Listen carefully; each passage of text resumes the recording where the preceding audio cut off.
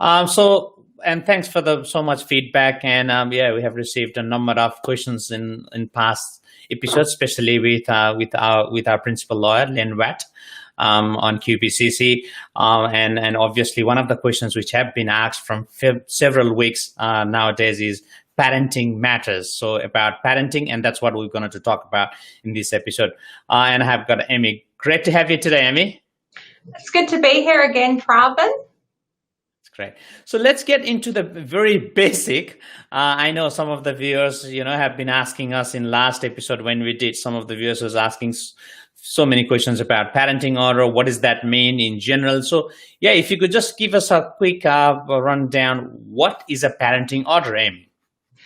I sure can, Pravin. So a parenting order is really a formal reflection of what a parenting arrangements for children will be.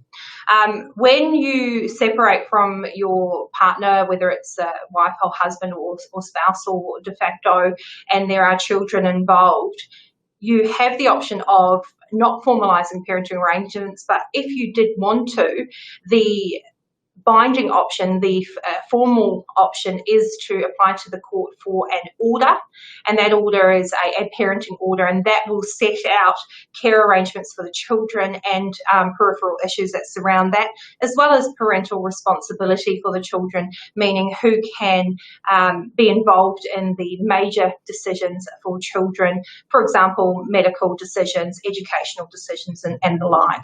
That is essentially what a parenting order is. It is the document that will ensure that parents know exactly what is happening with their children and who is spending time with the children and on what terms. Right, that's pretty clear. So it is a sort of instructions which is very clear for anyone to act upon. Yeah. That's right. It is the safety net mechanism for parents so that everybody knows what is happening with their children, and that is what applies if parents do not necessarily see eye to eye on what they think should happen, and that is what the court will enforce if need be. Right. Thank you. That leads to a second question, Amy. Some of the viewers, and we see that number of the page we are doing in live right now. And if you are watching this from any of our Facebook or YouTube on any of the channels, yeah, just give us a thumbs up. Or if you have any questions for Amy, just feel free to write. Now let's go to the second question, Amy. So when can the order be changed? As you mentioned about parenting order, so when can it be changed then? So really there's two options. A parenting order can be changed if the parties to the order agree that they want to make changes. Those changes can be formalised by applying for a new parenting order to essentially overtake the existing parenting order, or the court can consider making changes to an order if, since the time the order was made, there has been a material or significant change in the circumstances relating to the children about whom the order relates. So those really are the two times that a court will intervene and make changes to those orders.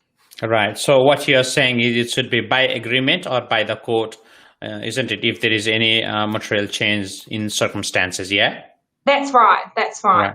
So then the question follows, then what does material change in circumstances mean? I mean, for someone like us and a very basic, what does that mean?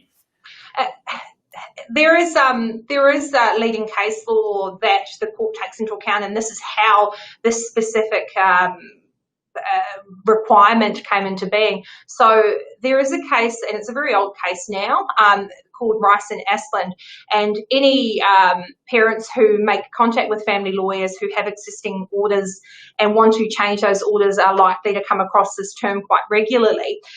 What the Rice and Asplund rule is that you can't go back to court to revisit parenting orders just on a whim, or, oh, I've changed my mind, I want it to look like something different. There has to be a material change in circumstances. What does that mean? It means that something significant has to have happened since the orders were made to warrant the court reopening a file and intervening again and replacing the orders with new orders.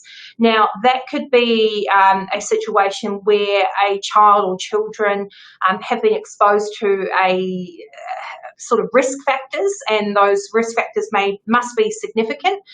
For example, if it becomes apparent, and I've had inquiries along these lines, if it becomes apparent that a child is in an unsafe environment due to mental health issues being suffered by a person in the household or the other parent, or if there is exposure to drug use, that can warrant a material change in circumstances argument being successful. Other examples may be orders may be made when children are very, very young, and it's more appropriate for a very young child to perhaps live predominantly with one parent and spend time with the other parent.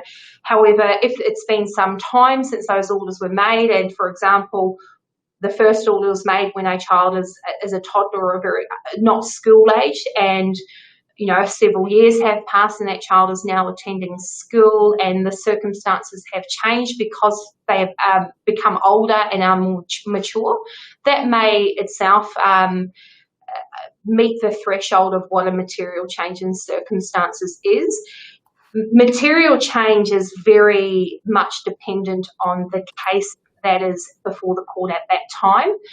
What is a material change in your particular circumstances may not be a material change in other circumstances. Right. For that reason, it is really important to seek that legal advice about whether or not you would meet the rice and aspirin threshold in your particular parenting circumstances.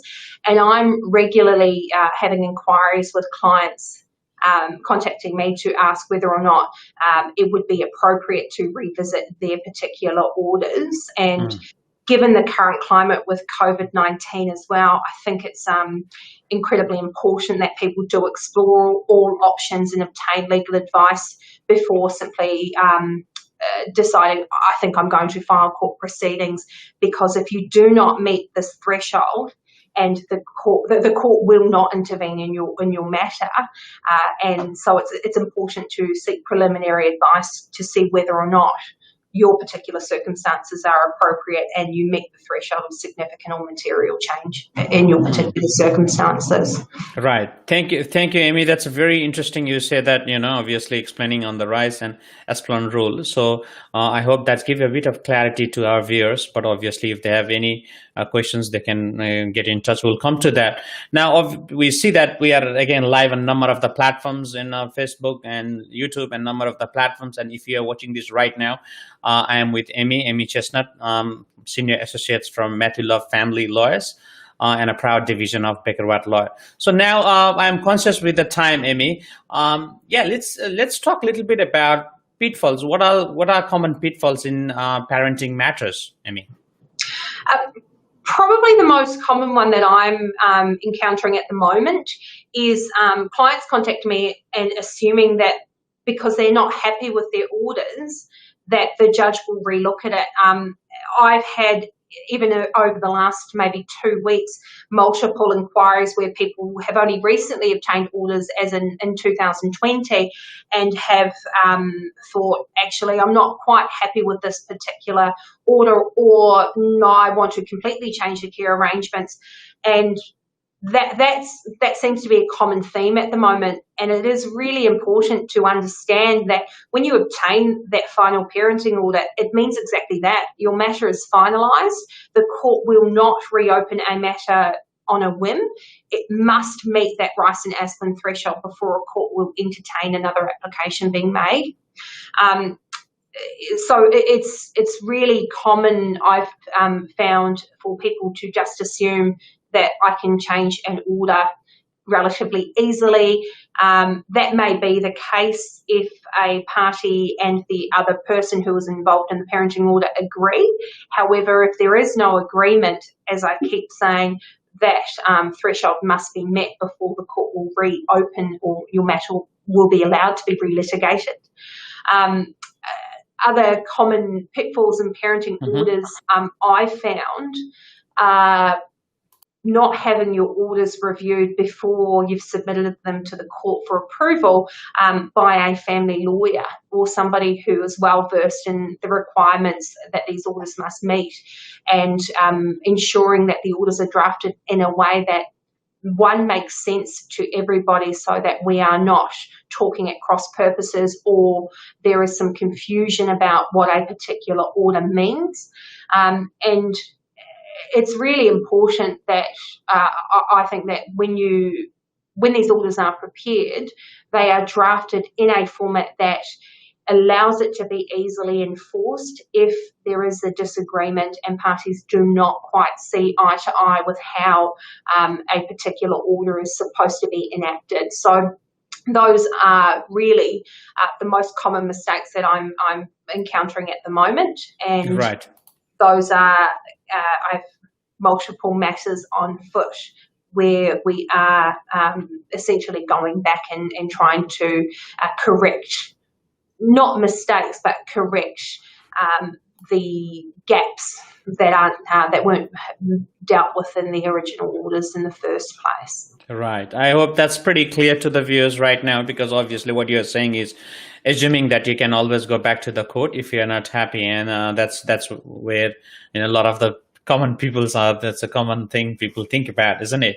So now that's a great insight, Amy. So yeah, those viewers who are watching this right now, and number of our prospects and clients, what do you suggest? What is the best contact if they are on this? If they want to know more about parenting orders, especially this, this time COVID-19, what would they do? The best way to contact us, Pravin, is to just pick up the phone and give us a call. Right. My best contact number is 07 3390 2344, or we have our 1300 number as well, which I think Right. you pop up on the screen, 1300 at legal. Yeah. Both of those numbers work fine. Obviously, the 07 number is our local Brisbane number, so for our locally based clients, that would be the best way to contact us. But I do also deal with quite regularly interstate matters as well. The alternative, if you're not comfortable calling at first instance, is to send me an email. My email address is amy@matthewlove.com.au. If we are not picking up the phone, we are always reading emails. So happy to take inquiries on both of those forums, Pravin, and hopefully assist where people need assistance. Absolutely. Thank you so much, Amy. I hope this has helped our community to understand a little bit more on the parenting orders. Obviously, situation is very different, and yeah, especially COVID-19, the insights what you have given us is very helpful. And thank you so much, Amy. You're welcome, Pravin. It's good to see you again. Likewise. Thank you, Amy. Great. So thank you, guys. I hope you enjoyed the Talking Legal episode today. And yeah, look forward to getting your feedback. And if you like this video, feel free to give us a thumbs up or share or comments. And we will see you in the next one. Bye for now.